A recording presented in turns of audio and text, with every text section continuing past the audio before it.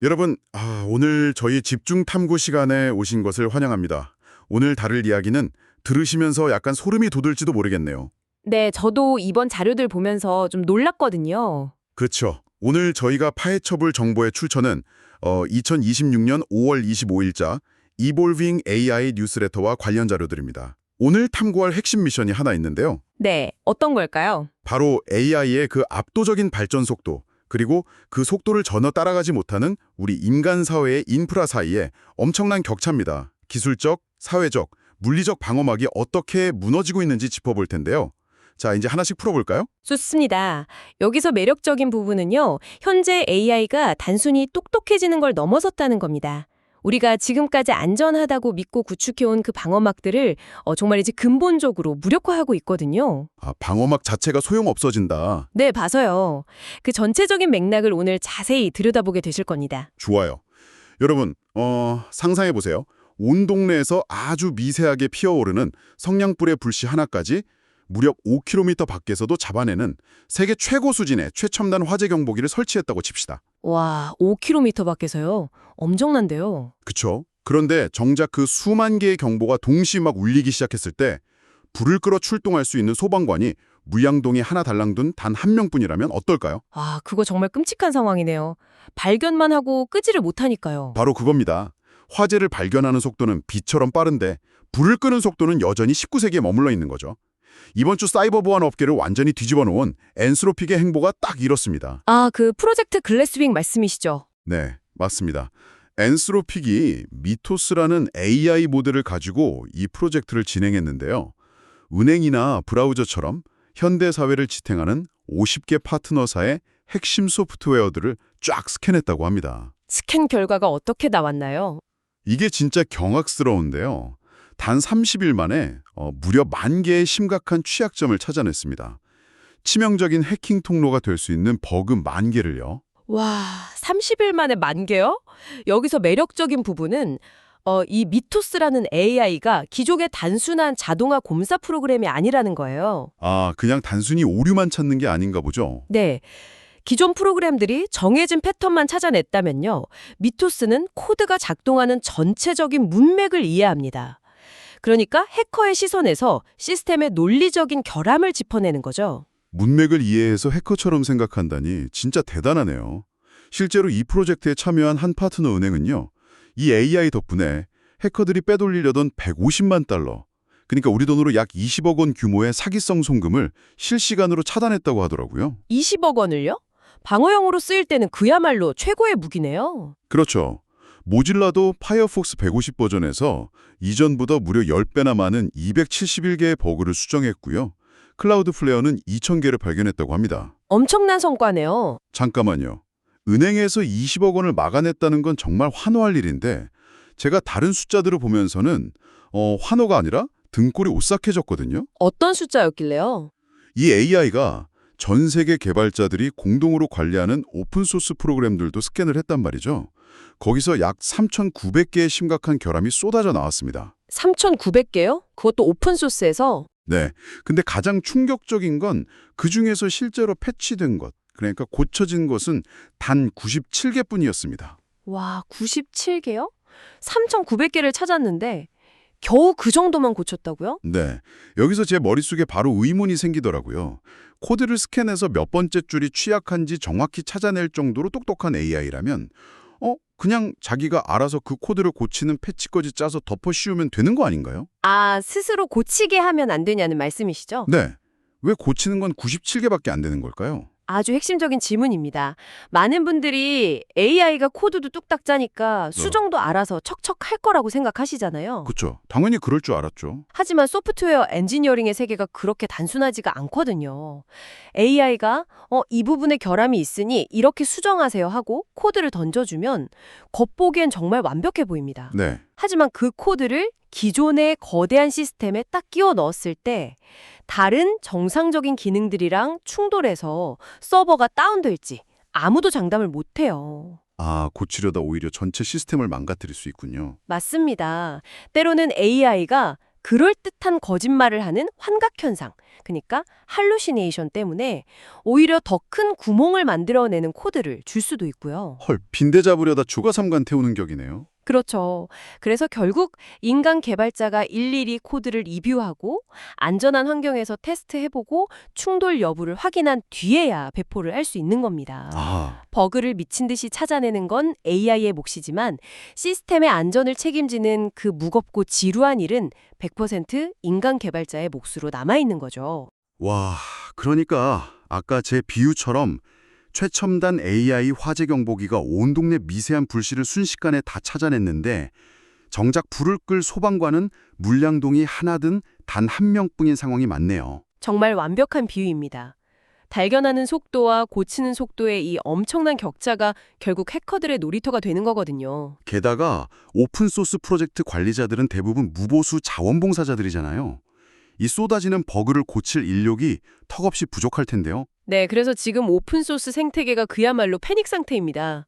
관리자들이 엔스로픽 쪽에 제발 취약점 공개 좀 늦춰달라, 우리가 도저히 고칠 시간이 없다, 이렇게 애원하고 있는 상황이니까요. 세상에 버그 찾는 속도를 늦춰달라고 애원한다고요? 네, 고쳐지지 않은 3,800여 개의 취약점 리스트가 존재한다는 것 자체가 정말 끔찍한 일입니다. 이게 해커들 손에 들어가는 순간 완벽한 해킹 타겟 리스트가 되어버리거든요. 아, 그냥 메뉴판이네요. 여기 뚫어라 하는. 맞습니다. 그래서 미국 사이버보안 및 인프라보안국, 즉 실사에서도 사태의 심각성을 인지하고 국가 주요 인프라에 대해 3일 내 패치 마감이라는 강력한 규정을 검토 중이에요. 3일이요? 인간 개발자들이 밤을 새워도 3일 안에 수천 개의 테스트를 끝내는 건 불가능에 가까워 보이는데요. 그렇죠. 물리적으로 시간이 부족하니까요. 더 무서운 건 이게 엔스로픽만의 이야기가 아니라는 겁니다. 오픈 AI도 조만간 데이브레이크라는 비슷한 사이버 보안 AI를 내놓는다고 하던데요. 네, 이제 최첨단 AI 연구소들이 방패를 쥐어주는 동시에 창도 함께 쥐어주고 있는 딜레마에 빠진 거죠. 이 무시무시한 속도의 격차가 결국 거대한 재앙의 틈새가 되는 거군요. 네, 이처럼 코드의 취약점만 AI에 의해 무너지는 게 아닙니다. 기술이 우리 사회로 넘어올 때 인간의 신뢰라는 취약점은 더욱 치명적으로 공격을 받게 됩니다. 여기서 정말 흥미로운 부분이 나옵니다. 우리가 방금 소프트웨어 코드가 해킹당하는 이야기를 했지만 기술이 인간의 일상으로 넘어왔을 때 우리의 신뢰가 어떻게 무너지는지 보면 정말 참담하거든요. 네, 딥페이크 범죄의 이야기로 넘어갈 수밖에 없겠네요. 맞습니다. 그동안 가상의 얼굴을 만들어내는 딥페이크 영상의 위험성은 익히 들어왔잖아요. 그런데 최근 한국에서 벌어진 사건을 보면요. 이제는 영상이 아니라 오디오가 가장 저렴하고 완벽하게 사람을 파괴하는 무기가 되었습니다. 아, 그 유튜버 사건 말씀이시군요. 네, 평범한 유튜버 한 명이 주말 동안 뚝딱 만든 가짜 음성 파일 하나로 톱스타의 인생이 끝났다는 사실, 청취자 여러분도 정말 소름 돋지 않으신가요? 정말 충격적이었죠. 경찰 조사에 따르면요, 유튜버 김세희가 AI 도구를 이용해서 고 김세론의 음성을 위조하고 문자 메시지를 조작했습니다. 죽은 사람의 목소리까지 위조했다고요? 네, 그리고 이를 통해 유명 배우 김수현 씨를 그녀가 미성년자였을 때의 과거와 거짓으로 엮어버린 겁니다. 와, 진짜 악질적이네요. 동기가 뭐였나요? 당국 조사 결과 100만 명에 가까운 구독자를 보유한 채널에서 명예훼손을 통해 금전적인 수익을 창출하려는 목적이 컸던 것으로 파악되고 있습니다. 돈 때문에 한 사람의 삶을 산산조각 낸 거군요. 결과적으로 김수현 씨의 커리어는 붕괴되었고 글로벌 플랫폼 디즈니 플러스에서 준비 중이던 대형 시리즈 너커프는 제작이 전면 보류되었다고 들었습니다. 그는 지금도 극심한 충격 속에서 정신과 치료를 받고 있고요. 네, 평판이 생명인 배우에게 치명타였죠. 그런데 전문가님, 여기서 제가 궁금한 건 왜 하필 오디오인가 하는 점입니다. 사람들은 보통 눈으로 보는 영상에 더 잘 속는다고 생각하잖아요. 보통은 그렇게 생각하시죠. 하지만 영상 딥페이크는 시각적으로 처리해야 할 정보가 너무 많습니다. 빛의 반사, 근육의 미세한 움직임, 입술 싱크로율 같은 걸 다 렌더링해야 하니까요. 아, 조금만 어색해도 티가 확 나겠네요. 맞아요. 그래서 사람들은 본능적으로 거부감을 느끼는 불쾌한 골짜기를 경험하게 되거든요. 하지만 오디오는 전혀 다릅니다. 오디오는 왜 다른가요? 전화통화 녹음이나 좀 흐릿한 음성 메모 포맷을 입혀버리면요. 사람의 뇌가 그 지지직거리는 노이즈 뒤에 있는 목소리를 들으면서 스스로 빈 공간을 진짜라고 채워버립니다. 상상력으로 메우는 거죠. 와, 뇌가 스스로를 속이는 거네요. 게다가 오디오는 만들기도 쉽잖아요. 맞습니다. 최근의 음성 복제 기술은 단 3초 분량의 오디오 샘플만 있어도 그 사람의 억양과 감정까지 완벽하게 복제해냅니다. 고가의 장비도 필요 없어요. 스마트폰 앱 하나로 그냥 주말 오후에 잠깐 앉아서 누군가를 무기화할 수 있는 시대가 된 겁니다. 진짜 오디오가 가장 조작하기 저렴하고 파괴적인 포맷이 되었네요. 가짜 클립 하나에 개인의 평판이 완전히 무너질 수 있다는 게 너무 무섭습니다. 네, 단순한 신기한 기술에서 주말 만에 누군가를 파괴하는 무기로 전락해버린 거죠. 그런데 참 아이러니한 게요. 이렇게 일상에서는 개인을 무너뜨리는 무기가 되는 AI가 비즈니스 영역에서는 또 기적 같은 효율성을 만들어내고 있단 말이죠. 양면성이 극명하게 나타나고 있죠. 네, 제니퍼 애니스톤의 뷰티 브랜드 롤라비 사례를 보면 정말 입이 떡 벌어집니다. 로쿠 에지 매니저의 커넥티드 TV 광고 최적화라는 걸 써서 매출을 무려 40%나 올렸대요. 아, CTV 광고 최적화 말씀이시군요. 그게 예전처럼 모든 사람에게 똑같은 광고를 트는 거 아닙니다. AI가 스마트 TV 시청자의 데이터를 실시간으로 분석해서 제품을 살 확률이 가장 높은 사람의 화면에만 핀셋으로 집어내듯 광고를 띄워주는 기술이죠. 와, 그러니까 매출이 40%나 뛸 수밖에 없겠네요. 게다가 온보딩 하는데 30초밖에 안 걸렸다고 하더라고요. 효율성의 극치입니다. 그리고 슬랙에서 돌아가는 AI 동료 빅터 이야기도 엄청납니다. 빅터요? 단순한 챗봇이 아니죠, 그건. 맞아요. 그냥 요약이나 해주는 챗봇인 줄 알았는데 빅터가 도입 일주일 만에 팀 업무의 절반을 알아서 처리했다고 합니다. 단순 요약이 아니라 실제 데이터베이스에 접근해서 보고서 만들고 대시보드 작업까지 다 수행한다면서요? 네, 예전 같으면 데이터 분석가가 며칠씩 매달려야 할 일을 AI가 단숨에 대체해버린 현상입니다. 기술이 이렇게 비즈니스에서는 40% 매출 증가나 팀 업무 절반 감소라는 엄청난 혜택을 주지만요. 반대로 방어막이 없을 때는 앞선 김수현 씨 사례처럼 파괴적인 결과를 낳는다는 점이 정말 대조적입니다. 극명한 대비죠. 효율성과 파괴력이 동전의 양면처럼 붙어 있으니까요. 자, 그럼 이제 논리적인 질문을 던져봐야 할 것 같습니다. 소프트웨어 버그를 천문학적으로 찾아내는 AI, 그리고 진짜와 가짜를 구별할 수 없게 만드는 AI. 이 막강한 힘을 통제하려면 결국 무엇이 필요할까요? 아주 중요한 포인트입니다. 정답은 이 AI를 구동하는 물리적 엔진, 바로 컴퓨팅 파워에 있습니다. 그래서 이게 다 무슨 의미일까요? 이걸 더 큰 맥락과 연결해 보면 말이죠. 1년 전만 해도 어떤 AI 모델이 더 말을 잘하냐, 성능이 좋으냐가 화두였잖아요. 그렇죠. 챗봇 성능 비교하기 바빴죠. 그런데 지금은 그 모델 대규모로 구동할 컴퓨터의 능력, 즉 물리적인 컴퓨팅 파워가 진정한 병목 현상이라는 걸 깨닫게 된 겁니다. 최첨단 AI 연구소들이 겪는 그 컴퓨팅 한계라는 벽을 이제 국가 정보기관들도 똑같이 마주하고 있거든요. 아, 국가 정보 기관들도요. 안 그래도 이번에 미국 100억 원에서 승인한 예산 규모를 보고 제가 눈을 의심했습니다. 정보기관, 그러니까 스파이 기관들이 AI 경쟁에서 뒤처지지 않도록 90억 달러, 우리 돈으로 약 12조 원에 달하는 비밀 자금과 8억 달러의 재조정 예산을 승인했다면서요. 네, 어마어마한 규모죠. 아니 대체 그 많은 돈이 어디에 쓰이는 건가요? 병목 현상의 핵심을 보셔야 합니다. 바로 엔비디아의 그레이스 블랙웰 칩과 이를 구동하기 위한 전력 소모가 극심한 액체 냉각 데이터 센터를 짓는 데 들어가는 비용입니다. 액체 냉각이요? 그냥 커다란 에어컨 틀어놓으면 안 되나요? 하하, 에어컨으로는 도저히 감당이 안 됩니다.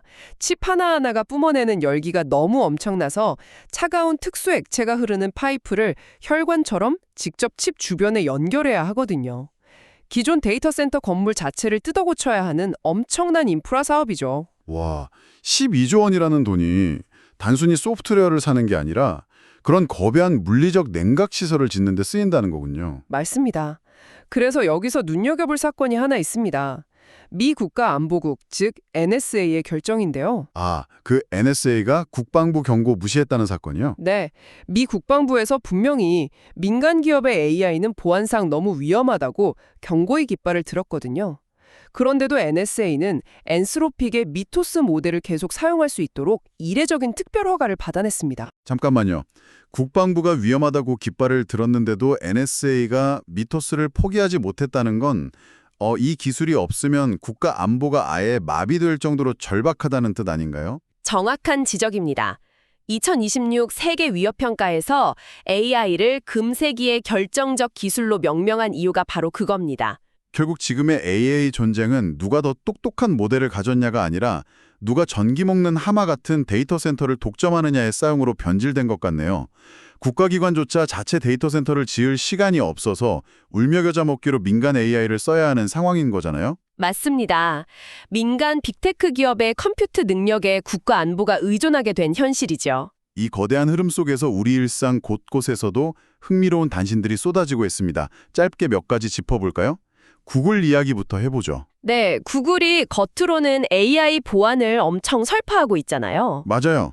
그런데 정작 자사 사용자들의 결제 시스템 혼란은 방치하고 있다는 모순적인 상황이 벌어지고 있더라고요. 씁쓸한 현실이죠. 그리고 페라리는 일반 관중을 F1 광팬으로 만들기 위해서 IBM의 AI를 도입했다고 합니다. 와, 스포츠 마케팅에도 AI가 깊숙이 들어왔군요. 저는 아마존의 웨어러블 기기 B 이야기도 좀 무서웠습니다. 항상 내 모든 대화와 소리를 듣고 있다면서요. 네, 귀나 옷에 차고 다니는 건데 맥락을 다 기억해주니 최고의 비서지만 동시에 내 모든 오디오가 실시간 전송된다는 점에서 편리함과 섬뜩함이 공존하죠. 그리고 NTSB, 국가교통안전위원회 사건도 충격적이었습니다. 비행기 사고 났을 때 조종석 오디오가 훼손되면 AI를 이용해서 스펙트로그램으로 소리를 재구성해낸다면서요. 네, 소리의 파형, 즉 소리의 지문남 보고 AI가 수학적으로 원본 목소리를 완벽하게 복원해내는 겁니다. 그런데 복원해놓고는 내용이 너무 적나라해서 문서 접근을 차단해버렸다는 게 참 아이러니합니다. 그 외에도 세임팍스, 슈퍼스케일, 미스트랄 AI, 그리고 구글의 비동기식 코딩 에이전트인 줄스까지 정말 AI 도구들이 일상의 모든 영역으로 퍼져나가고 있네요. 네, 줄수 같은 경우는 개발자가 명령만 던져놓으면 자기가 알아서 며칠 동안 혼자 코딩하고 테스트까지 끝내놓는 비동기식 에이전트죠. 코딩의 패러다임마저 바뀌고 있습니다. 자, 여러분, 오늘 저희가 다룬 내용의 궤적을 한번 요약해 보겠습니다. 단 30일 만에 발견된 1만 개의 치명적인 소프트웨어 버그, 그리고 주말에 뚝딱 만든 가짜 오디오 하나로 무너져 내린 한류 스타의 삶. 정말 극단적인 사례들이었죠. 네, 그리고 이 모든 것을 구동하기 위해 90억 달러, 무려 12조 원을 쏟아부으며 냉각 파이프를 깔고 있는 국가정보기관의 그림자까지. AI가 인간의 방어 및 대처 속도를 정말 아득히 추월하고 있다는 사실을 여실히 느낄 수 있었습니다. 이건 정말 중요한 질문을 던지게 하네요. 네, 어떤 질문일까요? 오픈소스 관리자들은 쏟아지는 버그를 고칠 인력이 없고 국가기관조차 AI를 돌리기 위해 수조 원짜리 액체 냉각 데이터 센터를 지어야만 합니다. 만약 AI 시스템을 안전하게 유지하고 진실을 보호하는데 이토록 막대한 비용과 인프라가 필요하다면 말이죠. 네. 멀지 않은 미래에는 디지털 안전과 진실 그 자체가 소수의 거대 기업과 정부만 누릴 수 있는 일종의 사치품이 되는 것은 아닐까요? 와, 진실이 사치품이 된다고요? 너무 무서운 통찰인데요. 김수현 씨의 사례처럼 막대한 컴퓨팅 자원이 없는 평범한 개인은 이 강력한 기술의 부작용 앞에서 영원히 무방비 상태로 남겨질지도 모릅니다. 여러분은 이 치명적인 적차를 도대체 어떻게 극복해야 한다고 생각하십니까? 정말 묵직한 화두네요. 기술의 속도에 압도당하지 않고 우리 스스로 진실을 분별할 수 있는 안전벨트를 어떻게 마련해야 할지 각자 깊이 고민해봐야 할 시점인 것 같습니다. 오늘 여러분과 함께 나눈 이 의미 있는 생각할 거리들이 앞으로 다가올 거대한 변화의 파도 속에서 작은 나침판이 되었기를 바랍니다. 오늘 집중탐구는 여기서 마무리하겠습니다. 끝까지 함께해 주신 여러분 고맙습니다.